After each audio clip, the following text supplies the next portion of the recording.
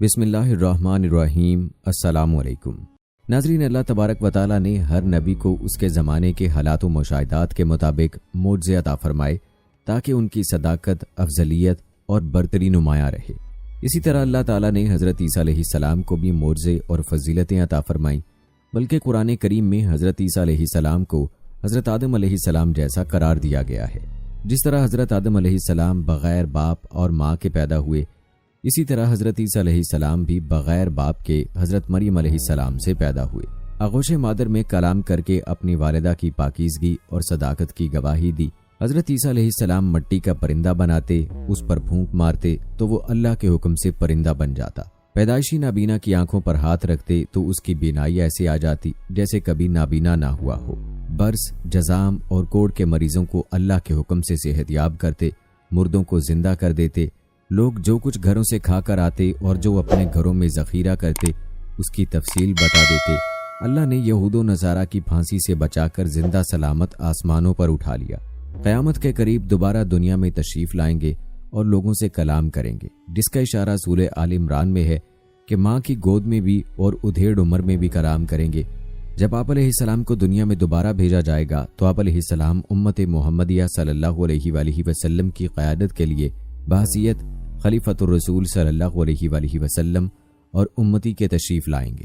آپ علیہ السلام مسلمانوں کے ساتھ مل کر جہاد کریں گے، دجال اور خنزیر کو قتل کریں گے، صلیب توڑ ڈالیں گے، زمین میں امن و برکت ہوگی اور دنیا میں صرف اسلام رہ جائے گا۔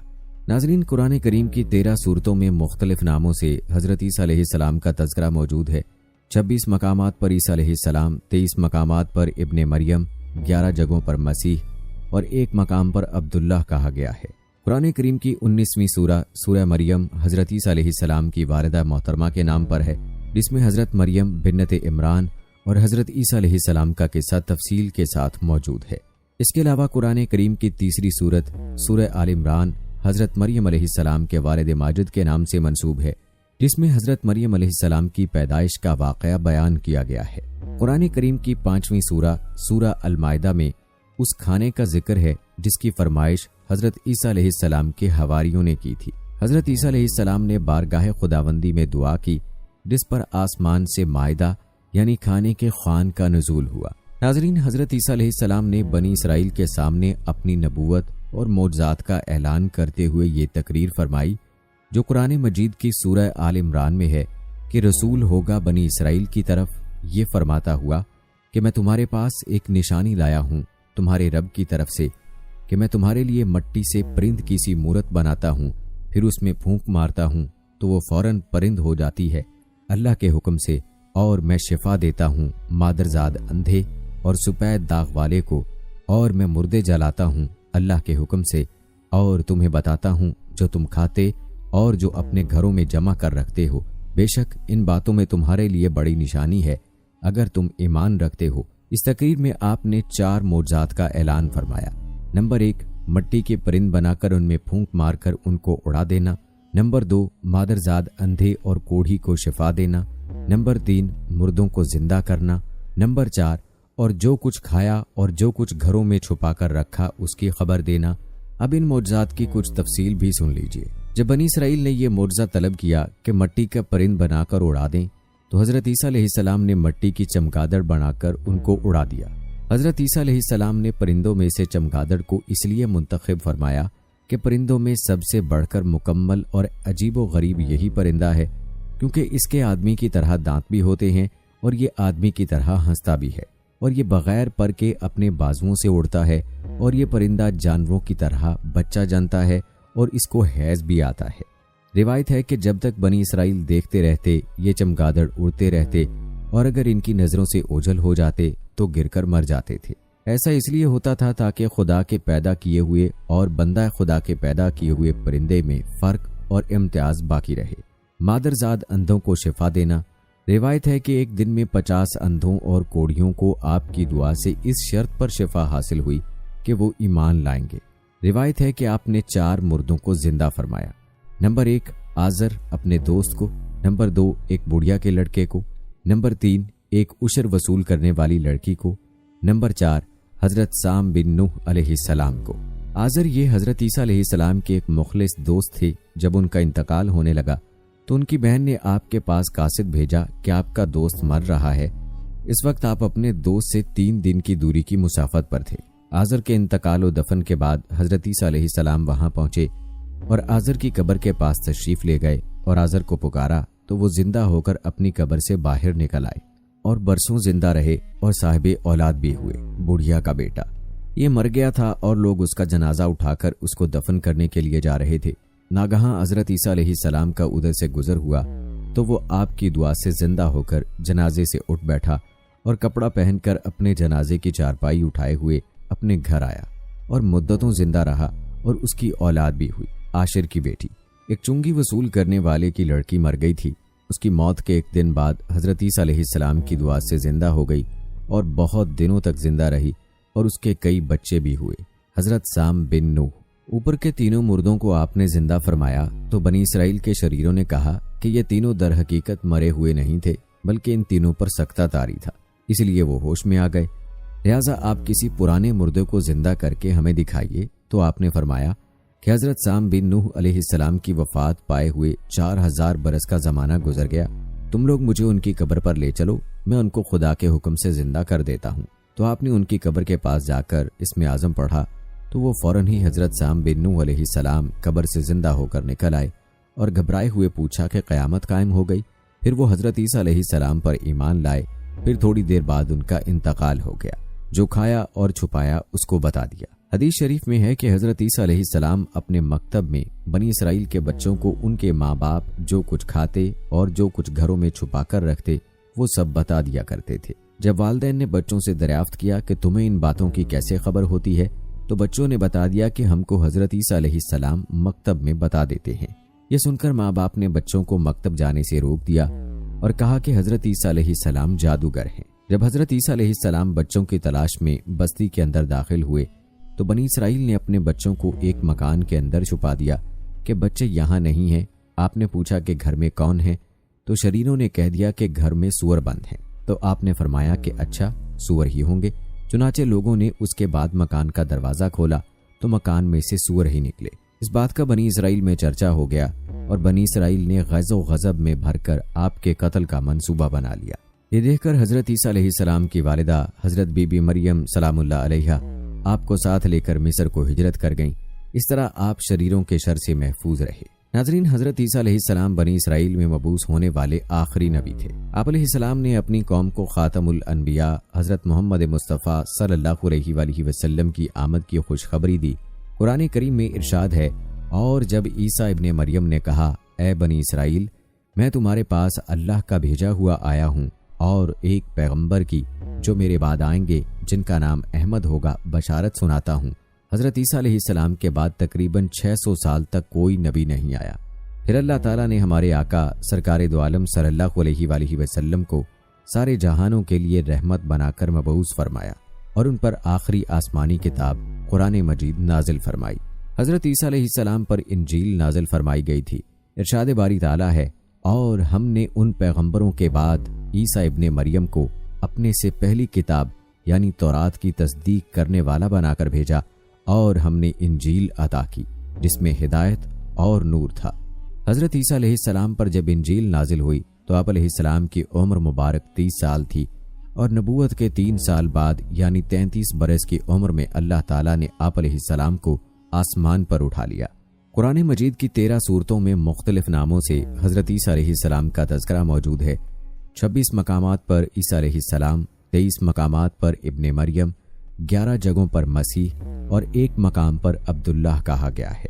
قرآن مجید کی 19ویں سورہ مریم حضرت عیسیٰ علیہ السلام کی والدہ محترمہ کے نام پر ہے، جن میں حضرت مریم بنت عمران اور حضرت عیسیٰ علیہ السلام کا قصہ تفصیل کے ساتھ موجود ہے۔ اس کے علاوہ قرآن مجید کی 3 سورہ آل عمران حضرت مریم علیہ السلام کے والد ماجد کے نام سے منسوب ہے، جس میں حضرت مریم علیہ السلام کی پیدائش کا واقعہ بیان کیا گیا ہے۔ قرآن مجید کی 5ویں سورت المائدہ میں اس کھانے کا ذکر ہے جس کی فرمائش حضرت عیسیٰ علیہ السلام کے حواریوں نے کی تھی۔ حضرت عیسیٰ علیہ السلام نے بارگاہ خداوندی میں دعا کی جس پر آسمان سے مائدہ یعنی کھانے کے خوان کا نزول ہوا۔ سورہ مریم کی آیت 16 سے 35 کے درمیان حضرت عیسیٰ علیہ السلام کی پیدائش کا ذکر فرمایا گیا ہے۔ حضرت مریم علیہ السلام بیت المقدس سے متصل حجرے میں قیام پذیر تھیں۔ ایک دن وہ مسجد کے مشرقی کونے میں عبادت یا کسی اور مقصد سے تشریف لے گئیں اور پردہ کر لیا۔ امام قرطبی رحمہ اللہ فرماتے ہیں کہ وہ حسب عادت یکسوئی کے ساتھ عبادت الہی میں مشغول ہونے کے لیے حجرے کے مشرقی جانب کسی گوشے میں تشریف لے گئیں۔ حضرت ابن عباس رضی اللہ تعالی عنہ سے منقول ہے کہ نصارہ نے جو مشرق کی جانب اپنا قبلہ بنایا اور اس جانب کی بڑی تعظیم کرتے ہیں، اس کی یہی وجہ ہے۔ حضرت مریم علیہ السلام اس گوشے میں تنہا تھیں کہ اچانک حضرت جبرائیل امین انسانی شکل میں تشریف لائے۔ حضرت مریم علیہ السلام نے ایک اجنبی شخص کو یوں اپنے قریب دیکھا تو گھبرا گئیں اور کہنے لگیں، میں تجھ سے رحمان کی پناہ مانگتی ہوں، اگر تو اللہ سے ڈرتا ہے تو یہاں سے چلا جا۔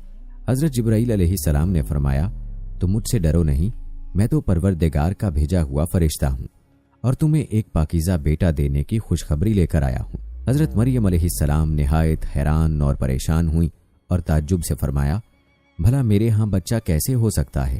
مجھے تو کسی انسان نے ہاتھ تک نہیں لگایا اور نہ ہی میں بدکار ہوں۔ حضرت جبرائیل علیہ السلام نے فرمایا، ہاں بات تو یہی ہے، لیکن اللہ تعالیٰ فرماتے ہیں کہ یہ میرے لیے بہت آسان ہے اور ہم اسے اپنی قدرت تخلیق کے لیے نشانی بنانا چاہتے ہیں۔ اسے قبل ہم نے تمہارے باپ آدم علیہ السلام کو مرد اور عورت کے بغیر اور تمہاری ماں حوا کو صرف مرد سے پیدا کیا، اور اب عیسیٰ علیہ السلام کو پیدا کر کے چوتھی شکل میں بھی پیدا کرنے پر اپنی قدرت کا اظہار کرنا چاہتے ہیں، اور وہ ہے صرف بغیر مرد کے پیدا کرنا۔ دراصل اللہ تعالیٰ تو قادر مطلق ہیں، وہ جب جہاں اور جس طرح چاہیں پیدا کر سکتے ہیں۔ وہ بے جان چیز سے جاندار کو پیدا کر سکتے ہیں اور جاندار سے بے جان۔ بیٹے کی بشارت کے بعد حضرت جبرائیل علیہ السلام نے آپ علیہ السلام پر پھونک ماری اور وہاں سے چلے گئے۔ کچھ دنوں کے بعد حضرت مریم علیہ السلام کو بچے کی پیدائش کے آثار محسوس ہونے لگے۔ جیسے جیسے پیدائش کے دن قریب آتے جا رہے تھے، آپ علیہ السلام کی پریشانی میں بھی اضافہ ہوتا چلا جا رہا تھا۔ جب پیدائش کا وقت قریب آیا تو آپ علیہ السلام لوگوں کے خوف سے بیت المقدس سے تقریباً 9 میل دور جنگل کی جانب ایک پہاڑی کوہ سرات کی جانب چلی گئی۔ یہی وہ جگہ ہے جو بعد میں بیت اللحم کہلائی۔ جب درد ذیل شروع ہوا تو آپ علیہ السلام میں کھجور کے درخت سے ٹیک لگا کر بیٹھ گئیں۔ زچگی کی تکلیف کی شدت اور دنیا والوں کے خوف نے آپ دیدہ کر دیا۔ کہنے لگیں، کاش میں اس سے پہلے مر ہی گئی ہوتی اور لوگوں کی یاد سے بھولی بسری ہو جاتی۔ علماء فرماتے ہیں کہ انہوں نے موت کی آرزو اس لیے کی کہ وہ عزیز و اقارب، خاندان، برادری اور لوگوں کو کس طرح مطمئن کر سکیں گی، جبکہ کوئی ان کی صداقت کی تصدیق کرنے والا بھی نہیں۔ ان کی شہرت ایک نیک، پارسا اور زاہدہ کے طور پر تھی، لہٰذا ان کے لیے یہ تصور ہی بڑا روح فرسا اور تکلیف دہ تھا کہ لوگ انہیں بدکار سمجھیں۔ ابھی حضرت مریم علیہ السلام انجانے اندیشوں اور وسوسوں میں گھری ہوئی تھیں کہ حضرت جبرائیل علیہ السلام نے وادی کے نیچے سے آواز دی، اے مریم پریشان نہ ہو، تمہارے پروردگار نے تمہارے قدموں تلے ایک چشمہ جاری کر دیا ہے، اور ذرا اس کھجور کے درخت کو ہلاؤ، دیکھو یہ تمہارے سامنے تر و تازہ کھجوریں گرا دے گا۔ اب تم اطمینان کے ساتھ یہ تازہ کھجوریں کھاؤ، چشمے کا پانی پیو اور بچے کو دیکھ کر اپنی آنکھیں ٹھنڈی کرو، اور اگر تمہیں کوئی انسان نظر پڑ جائے تو اشارے سے کہہ دینا کہ میں نے روزہ رکھا ہوا ہے، میں آج کسی شخص سے بات نہیں کر سکتی۔ اس وقت کی شریعت میں روزے میں کھانے پینے کے ساتھ بولنا بھی منع تھا۔ حضرت جبرائیل علیہ السلام کے اس پیغام سے حضرت مریم علیہ السلام کو اطمینان اور تسلی ہو گئی کہ اب میرا رب مجھے بدنامی اور رسوائی سے بچا لے گا۔ حضرت ابن عباس رضی اللہ تعالی عنہ سے مروی ہے کہ ولادت کے 40 روز بعد جب طہارت ہو چکی تو حضرت مریم علیہ السلام اپنے گھر والوں کے پاس واپس آئیں۔ لوگ نومولود بچے کو گود میں دیکھ کر حیران رہ گئے اور بدگمان ہو کر بولے، اے مریم یہ تو نے بڑے گناہ کا کام کیا، نہ تو تیرا باپ برا آدمی تھا اور نہ تیری ماں بدکار تھی۔ حضرت مریم علیہ السلام نے جبرائیل امین کی ہدایت کے مطابق بچے کی طرف اشارہ کر دیا۔ روایت میں ہے کہ جب خاندان نے حضرت مریم علیہ السلام کو ملامت کرنا شروع کیا تو اس وقت حضرت عیسیٰ علیہ السلام دودھ پی رہے تھے۔ جب انہوں نے لوگوں کی ملامت بھری باتیں سنی تو دودھ پینا چھوڑ دیا اور اپنی بائیں کروٹ پر سہارا لے کر ان کی جانب متوجہ ہوئے اور انگشت شہادت سے اشارہ کرتے ہوئے فرمایا، انی عبداللہ، یعنی میں اب اللہ کا بندہ ہوں، اور پھر اللہ کی طرف سے نبوت اور کتاب ملنے کی خبر دی۔ اس کے بعد فرمایا، اللہ نے مجھے زکوٰۃ اور نماز کا پابند بنایا، اور جب تک میں زندہ ہوں مجھے اپنی والدہ کا حق ادا کرنے والا بنایا، اور مجھ کو سرکش اور بدبخت نہیں بنایا، اور اللہ کی سلامتی ہے مجھ پر، جب میں پیدا ہوا، جب میں مروں گا اور جب دوبارہ زندہ کر کے اٹھایا جاؤں گا۔ سورہ مریم۔ لوگوں نے جب نومولود بچے کے منہ سے یہ الفاظ سنے تو حیرت زدہ رہ گئے۔ انہوں نے یقین ہو گیا کہ بی بی مریم علیہ السلام پاک دامن ہے اور یہ بچہ اللہ کا برگزیدہ بندہ ہے۔ اس واقعے کے بعد خاندان اور بنی اسرائیل کے سمجھدار لوگ دونوں کی بڑی عزت کرنے لگے اور انہیں خیر و برکت کا باعث سمجھنے لگے۔ جودیا کے پہاڑوں میں واقع بیت اللحم فلسطین کا ایک بہت بڑا گاؤں ہے جو سطح سمندر سے 800 میٹر کی بلندی پر واقع ہے۔ بیت اللحم کے جنوب میں چند میل کی مسافت پر کوہ سرات، کوہ سعیر کے دامن میں وہ تاریخی مقام ہے جہاں حضرت عیسیٰ علیہ السلام پیدا ہوئے۔ اس غار سے متصل کونے میں ایک پتھر نصب ہے جس میں ایک گول سوراخ ہے۔ بتایا جاتا ہے کہ اس جگہ کھجور کا وہ درخت تھا جس کے متعلق قرآن مجید میں ذکر ہے کہ اے مریم اسے ہلاؤ تو کھجوریں گریں گی۔ حضرت ابن عباس رضی اللہ تعالی عنہ سے مروی ہے کہ حضرت عیسیٰ علیہ السلام ابن مریم گود میں بات چیت کے بعد کلام کرنے سے رک گئے تھے، پھر جب لڑکپن کو چھونے لگے تو اللہ تعالیٰ نے ان کی زبان پر حکمت اور دانائی کی باتیں جاری کر دیں۔ جب آپ علیہ السلام 7 سال کے ہوئے تو حضرت مریم علیہ السلام نے آپ علیہ السلام کو معلم کے پاس درسگاہ میں بھیجنا شروع کر دیا۔ حضرت عیسیٰ علیہ السلام بچپن ہی میں اللہ کی طرف سے الہام کردہ عجائبات کا نظارہ کرتے تھے۔ یہ بات یہودیوں میں پھیل گئی تو انہوں نے آپ علیہ السلام کے خلاف منصوبے بنانے شروع کر دیے۔ حالانکہ آپ علیہ السلام کے خاندان کے لوگ آپ علیہ السلام کی اور حضرت مریم علیہ السلام کی بہت عزت کرتے تھے، یہود نے آپ علیہ السلام اور آپ علیہ السلام کی والدہ کے متعلق طرح طرح کے اعتراضات شروع کر دیے۔ یہ وہ وقت تھا کہ جب حضرت ذکری علیہ السلام بنی اسرائیل کے پیغمبر تھے، لیکن یہود اپنی سابقہ روایات اور عادات خبیثہ کے باعث حضرت ذکری علیہ السلام کی نافرمانی اور ان کی تکذیب کرتے تھے۔ ان لوگوں نے مختلف گروہوں میں تقسیم ہو کر مشرکانہ طور طریقے اختیار کر لیے تھے، یہاں تک کہ اپنی خواہشات کے مطابق تورات میں بھی بہت زیادہ رد و بدل کر لیا تھا۔ ان کے عقائد و اعمال دن بدن بد سے بدتر ہوتے چلے جا رہے تھے۔ جب بیت المقدس کے حالات خراب ہونے لگے تو حضرت مریم علیہ السلام آپ کو لے کر اپنے عزیزوں کے پاس مصر چلی گئیں۔ 13 سال بعد اللہ تعالیٰ کے حکم سے مصر سے واپس ہوئیں۔ پھر اللہ نے آپ علیہ السلام کو انجیل عطا فرمائی اور تورات کی تعلیم دی۔ اس کے علاوہ مردوں کو زندہ کرنا، کوڑیوں کو صحیح کرنا اور دوسرے معجزات سے نوازا۔ اللہ تبارک و تعالیٰ نے ہر نبی کو اس کے زمانے کے حالات و مشاہدات کے مطابق معجزے عطا فرمائے تاکہ ان کی صداقت، افضلیت اور برتری نمایاں رہے۔ اسی طرح اللہ تعالیٰ نے حضرت عیسیٰ علیہ السلام کو بھی معجزے اور فضیلتیں عطا فرمائیں۔ سب سے پہلا معجزہ تو حضرت عیسیٰ علیہ السلام کا بغیر والد کے پیدا ہونا تھا۔ آغوش مادر میں کلام کر کے اپنی والدہ کی پاکیزگی اور صداقت کی گواہی دی۔ مٹی کا پرندہ بناتے، اس پر پھونک مارتے تو وہ اللہ کے حکم سے پرندہ بن جاتا۔ پیدائشی نابینا کی آنکھوں پر ہاتھ رکھتے تو اس کی بینائی ایسے آ جاتی جیسے کبھی نابینا نہ ہوا ہو۔ برس، جزام اور کوڑ کے مریضوں کو اللہ کے حکم سے صحت یاب کرتے، مردوں کو زندہ کر دیتے۔ لوگ جو کچھ گھروں سے کھا کر آتے اور جو اپنے گھروں میں ذخیرہ کرتے اس کی تفصیل بتا دیتے۔ اللہ نے یہود و نصارہ کی پھانسی سے بچا کر زندہ آسمانوں پر اٹھا لیا۔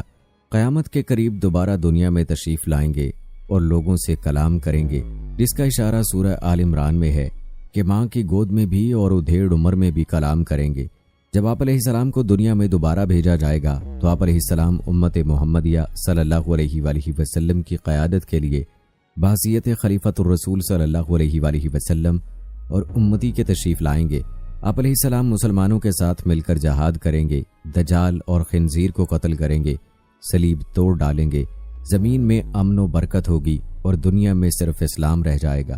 حضرت عیسیٰ علیہ السلام کا کوئی گھر تھا اور نہ ہی بیوی بچے۔ آپ علیہ السلام شہر شہر، قریہ قریہ دین حق کی تبلیغ فرماتے اور لوگوں تک اللہ کا پیغام پہنچاتے۔ حسب ضرورت اپنے معجزات سے ان کی بھی مدد فرماتے، لیکن ان سب کے باوجود یہودیوں کی اکثریت آپ علیہ السلام کو اذیت دینے اور تکذیب کرنے سے باز نہ آتی۔ دراصل بنی اسرائیل آپ علیہ السلام کی نبوت کے منکر رہے، البتہ ان میں سے کچھ لوگ ایسے ضرور تھے جو آپ علیہ السلام کے پیروکار اور ہمدرد و غمخوار تھے۔ وہ آپ علیہ السلام کے ساتھ دین کے کام میں مشغول رہتے۔ قرآن کریم نے انہیں حواری کے نام سے یاد کیا ہے۔ ارشاد باری تعالیٰ ہے، جب حضرت عیسیٰ علیہ السلام نے ان کا کفر محسوس کر لیا تو کہنے لگے، اللہ تعالیٰ کی راہ میں میری مدد کرنے والا کون کون ہے؟ حواریوں نے جواب دیا، ہم اللہ تعالیٰ کی راہ میں آپ علیہ السلام کے مددگار ہیں، ہم اللہ تعالیٰ پر ایمان لائے اور آپ علیہ السلام گواہ رہیے کہ ہم تابعدار ہیں۔ ارشاد باری تعالیٰ ہے، اور جب حواریوں نے کہا، اے عیسیٰ ابن مریم، کیا آپ علیہ السلام کا پروردگار ایسا کر سکتا ہے کہ ہم پر آسمان سے طعام کا خوان نازل کرے؟ انہوں نے کہا، اگر ایمان رکھتے ہو تو اللہ سے ڈرو۔ وہ بولے، ہماری خواہش ہے کہ ہم اس میں سے کھائیں اور ہمارے دل تسلی پائیں، اور ہم جان لیں کہ تم نے ہم سے کہا، اور ہم اس خوان کے نزول پر گواہ رہیں۔ حضرت عیسیٰ ابن مریم نے دعا کی، اے ہمارے پروردگار، ہم پر آسمان سے خوان نازل فرما کہ ہمارے لیے وہ دن عید قرار پائے، یعنی ہمارے اگلوں اور پچھلوں سب کے لیے، اور وہ تیری طرف سے نشانی ہو، اور ہمیں رزق دے، تو بہتر رزق دینے والا ہے۔ اللہ نے فرمایا، میں تم پر ضرور خوان نازل فرماؤں گا، لیکن جو اس کے بعد تم میں سے کفر کرے گا اسے ایسا عذاب دوں گا کہ اہل عالم میں کسی کو ایسا عذاب نہ دوں گا۔ ان آیات مبارکہ میں خوان یا طعام کے لیے مائدہ کا لفظ استعمال ہوا ہے۔ مائدہ ایسے دسترخوان کو کہتے ہیں جس پر کھانا چنا جاتا ہے۔ حضرت عمار بن یاسر رضی اللہ تعالی عنہ سے روایت ہے کہ حضور اکرم صلی اللہ علیہ وآلہ وسلم نے فرمایا، آسمان سے دسترخوان اترا جس میں روٹی اور گوشت تھا، ان کو حکم ملا کہ خیانت نہ کریں، ذخیرہ نہ کریں اور نہ کل کے لیے اٹھا رکھیں، لیکن انہوں نے خیانت کی، ذخیرہ کیا اور اٹھا کر رکھا تو وہ بندروں اور سوروں میں تبدیل ہو گئے۔ معزز خواتین و حضرات، بیان کیا جاتا ہے کہ بنی اسرائیل میں ایک شخص تھا جس کی بیوی بہت حسین تھی۔ وہ اسرائیلی اپنی بیوی سے انتہا کی محبت کرتا، اس کا ہر طرح سے خیال کرتا۔ ایک دن اچانک اس کی بیوی انتقال کر گئی، جس کا اسرائیلی کو بہت صدمہ ہوا اور وہ ایک عرصے تک اپنی بیوی کی قبر پر بیٹھا روتا رہا۔ ایک دن اتفاقاً حضرت عیسیٰ علیہ السلام کا وہاں سے گزر ہوا تو انہوں نے اس اسرائیلی کو پریشان حال دیکھ کر اس کی وجہ پوچھی، تو اسرائیلی نے روتے ہوئے اپنا سارا واقعہ بیان کر دیا۔ ساری بات سن کر حضرت عیسیٰ علیہ السلام نے فرمایا، کیا تو چاہتا ہے کہ میں تیری بیوی کو تیرے لیے زندہ کر دوں؟ اسرائیلی نے التجا کی، جی ہاں، میں یہی چاہتا ہوں۔